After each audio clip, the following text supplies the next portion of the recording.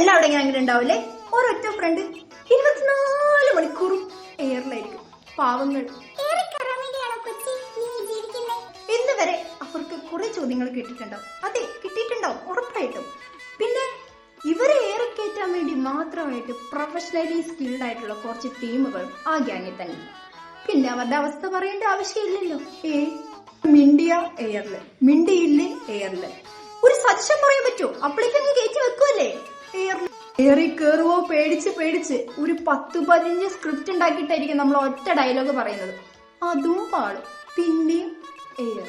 ഒരു ദിവസം നമുക്ക് വന്ന് നമ്മളൊരു സ്ക്രിപ്റ്റ് ഒക്കെ ഉണ്ടാക്കി അപ്പുറത്തെ ആളെ ഏറെ കയറ്റാൻ വേണ്ടി ഇങ്ങനെ ഇരിക്കുമ്പോഴായിരിക്കും നമ്മുടെ ഭാഗ്യക്കേട് കൊണ്ടാണോ അപ്പുറത്തെ ആളുടെ ഭാഗ്യക്കൂടുതലുകൊണ്ടാണോ എന്നറിയത്തില്ല, നമ്മൾ ഉണ്ടാക്കുന്ന സ്ക്രിപ്റ്റിന്റെ 2 എക്സ്ട്രാ കോപ്പിയെങ്കിലും അപ്പുറത്തെ ആളുടെ പിന്നെ നമ്മുടെ സ്ഥലം അവിടെ തന്നെ ആയിരിക്കും. ഇറക്കാറുന്നവരെ വെറുതെ പുച്ഛിക്കാൻ നിൽക്കണ്ട കേട്ടോ. ചിലപ്പോ നിങ്ങളുടെ ഒക്കെ ടീം വർക്കൗട്ടായി പോകുന്നത് തന്നെ അവരെ കൊണ്ടായിരിക്കും. അപ്പം സ്നേഹിക്കോ അവരെ, പാവങ്ങൾ ചിരിച്ചു പോയിക്കോട്ടെ. അപ്പൊ ടാഗ് യുവർ എയർമാനിയ ഫ്രണ്ട്. ഓക്കെ, നിങ്ങൾ പേടിക്കണ്ട കേട്ടോ. നമുക്കൊരു ദിവസം വരും നമ്മളും അപ്പുറത്തെ ആളെ ഇറക്കും. അപ്പൊ എന്നെ ഇതിനകത്ത് ടാഗ് ചെയ്യാൻ നിൽക്കണ്ട കേട്ടോ.